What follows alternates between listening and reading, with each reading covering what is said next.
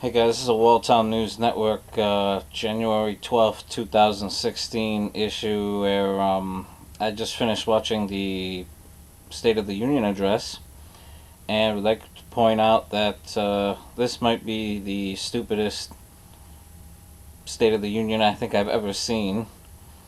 First off, I normally don't watch it on the major news networks like Fox, but I was watching it on Fox this time around, and I don't know who runs the cameras over there, but they were really trying to make him look good. Now, I normally don't defend any major media network, but that is exactly what happened. First and foremost, media bias couldn't be more clearer. I'll explain. The parts where the people got up and clapped and it sounded like it was really loud, they had a couple of slip-ups with some of their camera views where if you watch them pan out to the entire Congress, you notice that most of the people aren't standing and clapping at all whatsoever. But they also cut to shots where you see people standing around clapping and it looked like the full house was clapping. I thought that was kind of amusing. My second beef looks like it's with the anti-gun community.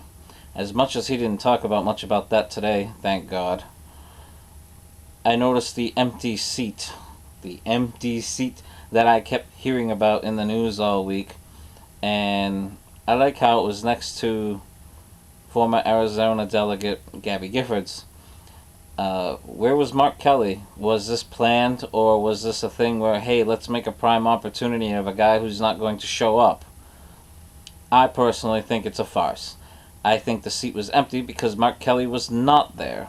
Originally he was supposed to be there, and then he decided not to go for whatever reason.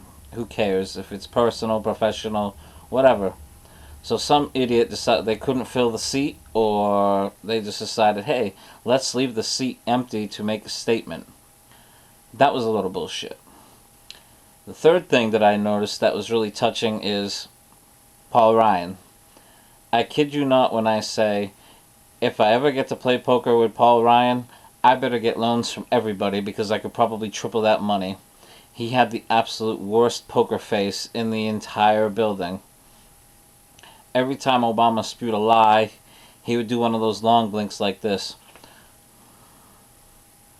And I couldn't stop laughing. And when he got into an outrageous lie, it looked like he was going to start breaking out laughing. And the fact that he didn't goes to show you where his integrity is as far as keeping his mouth shut when he should.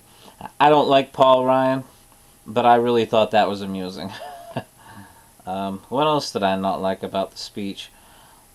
How he continuously and subtly slammed Republicans for not believing in making laws and creating laws basically that would be for the people.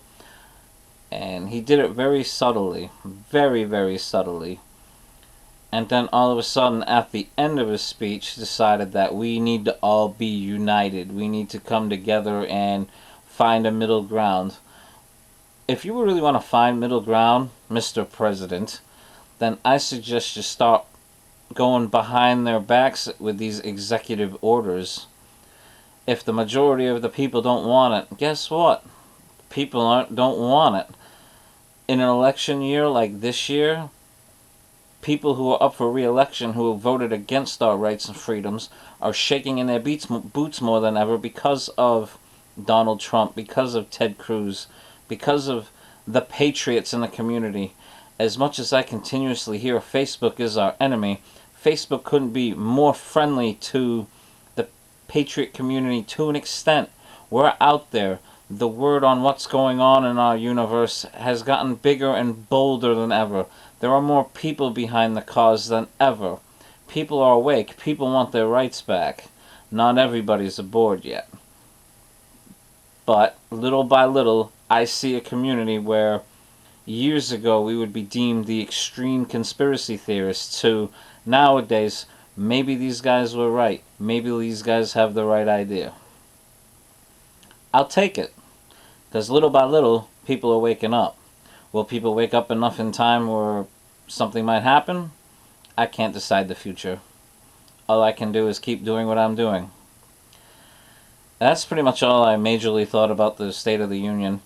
Um, I'm hoping Joe Biden doesn't make a statement sometime in the next few months about a new super cancer that we're not aware of, because if that's the best he can do, him and his little climate change circle, then let's see what they can do. That doesn't concern me to the slightest bit. Climate change a farce is not a farce.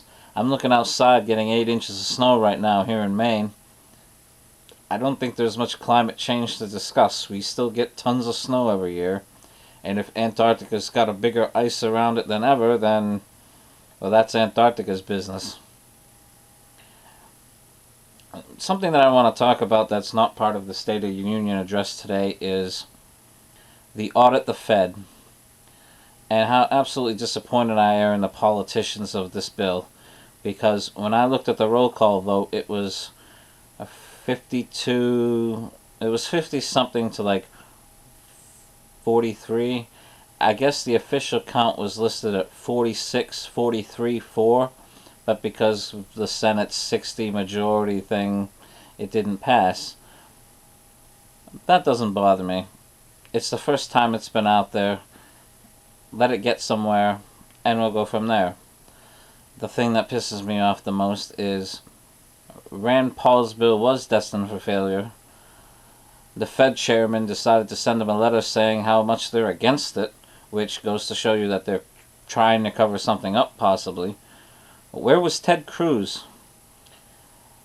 Before I go in further in this statement, the Waltown Militia does not endorse any political candidate whatsoever. I have my personal opinions. Other members of the group have their personal opinions. But when it comes to politics, we do not sow. Meanwhile, I'm going to get back to the discussion on Ted Cruz. Ted Cruz is a co-sponsor of this bill and has been talking about how he's always sitting in on important votes, but decided to go missing today. Where was he? Well, a little bit of research pointed out that he was at a Gun Owners of America rally to officially endorse Ted Cruz.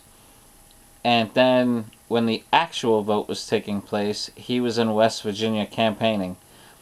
There is a time and a place to campaign, and then there's a time and a place where you need to get your butt into the Senate and vote on a bill as important as this if you want to have any credibility whatsoever.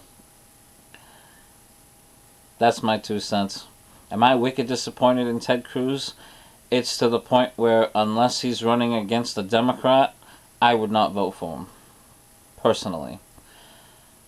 That opinion is not of the views of the militia. That's all I got for you today. Fairly drama-free. We always tell the truth, no matter how hard it is. And I'll see you guys next time.